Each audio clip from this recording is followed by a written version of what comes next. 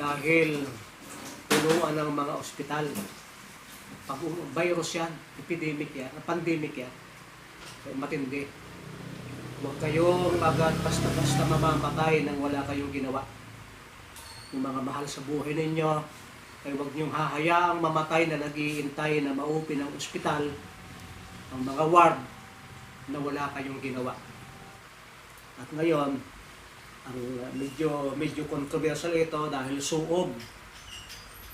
Dahil ang virus ay hindi namamatay.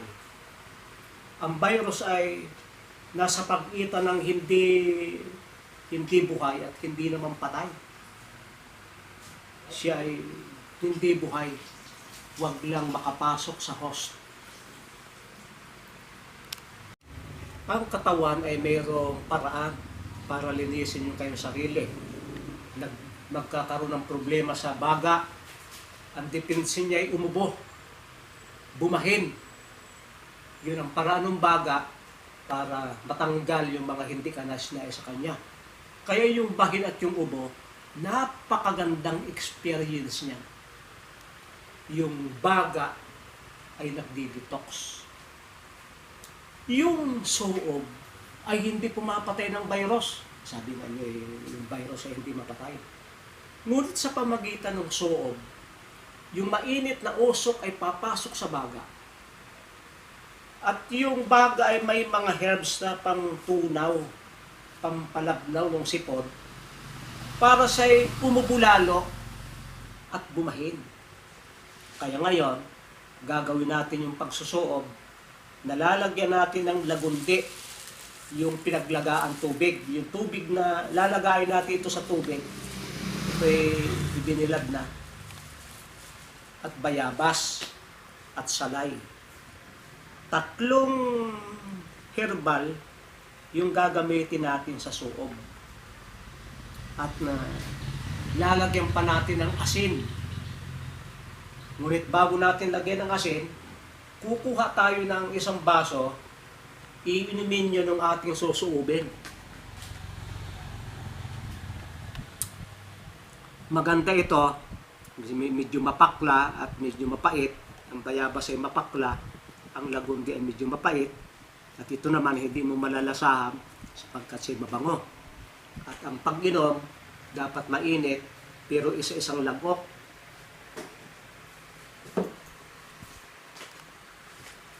Pagkaraan ng mga ilang minuto, isang lagok ulit. Hanggang maubos yun. At pagkatapos, mayroong isang planggana na may mainit na tubig at gagawin na natin yung pangsusuob. Ito ha, walang virus dito mamamatay, wala.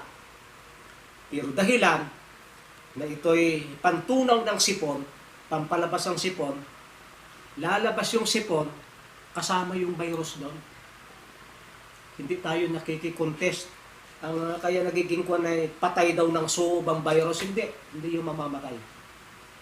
Pero sa pamamagitan nito, luluag yung sipon sapagkat nakabara na talaga yung baga, bara-bara na, napakarami na, luluag yung sipon.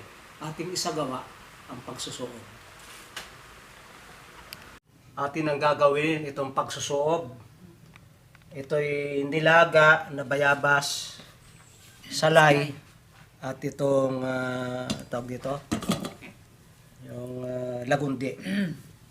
Ngayon, kinakailangan ay malapad na towel na sasalo sa usok.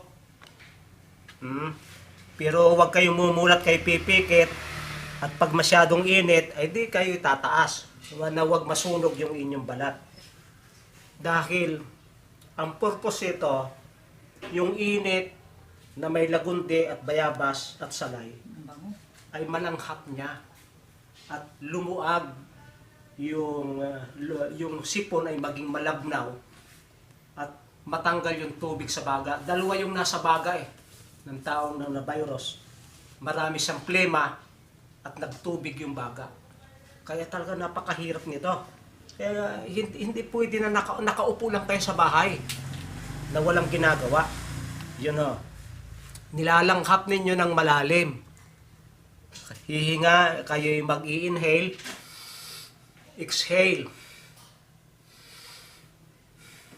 Ganito pa ho, yung isang ilong ay tatakpan ng isang kang daliri, hihinga,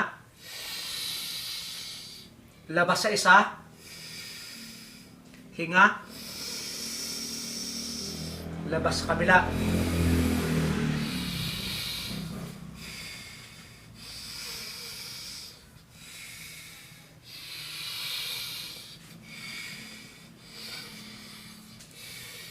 Ganyan.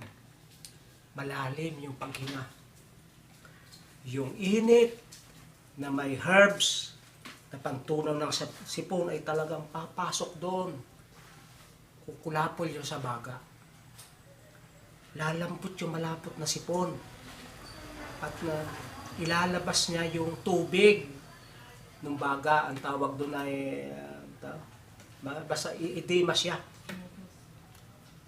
At saka lalabas yung sipon. Kapag babahin, ay di tanggalin mo at bahin. Bahin naman bahin. Pag uubo, hindi baling umubo dyan. Ang mahalaga. Ito pati, mga 15 minutes. Pero walang electric fan. Hayaan na ganyan lang. Hayaan siya'y pawisan. At pagkatapos na mapawisan, ay di pupunasan. Pagtapos na, ay pupunasan ng sobrang bilis ng towel na tinubog sa ice, towel na malamig para sumara yung pores. At maglalagay tayo ng isang sangkap, itong eucalyptus. Huwag kayong mamamali na maglagay nito ng marami. Itong eucalyptus ay huwag niyong ganun damihan. Isa o dalawang patak lang ay ayos na yan. Sige. Ano yung, mamaya anong epekto ng eucalyptus oil? Ginhawa. Pag ginahawa yun, luluwag yung paghinga. Pero kahit walang eucalyptus oil, yung bayabas, yung salay at yung lagundi ay talagang nagtutunaw ng sipon para mapagaling yung lagnat, trangkaso, ubo. Biru-biruin nyo na mag-aantay lamang kayong mabakante yung ospital. Eh kung hindi mabakante, ay ngayon ay ilang araw lang ay patay eh. Ilang araw lang, napakabilis. Basta nagkaroon agad ng sintomas, gawin nyo agad ito. Gawin nyo agad yung pagmamassage na ating ginawa kanina. Gawin nyo agad. Huwag na kayo maghintay ng wag. Ako hindi na ako na may lagnat ako. Ay, takbo agad. Hanap agad at gawa agad. Sapagkat virus yan, sobrang bilis kumalat, sobrang bilis dumami. Agapan ninyo ang ating mga mahal sa buhay. Gumawa tayo ng paraan. Ano ba kayong ginagawa ng mga tao nung una, nung wala pang gamot, pag sila'y nagkakasakit? Yan. Ayan ay mga herbs. Nakalagay dito. Ay, hindi raw ito makakapatay sa virus. Hindi nga. Pero lalabas yung virus. Gawa ng luluwag yung baga, yung sipon, ay lalabnaw. Gawa ng mixture natin.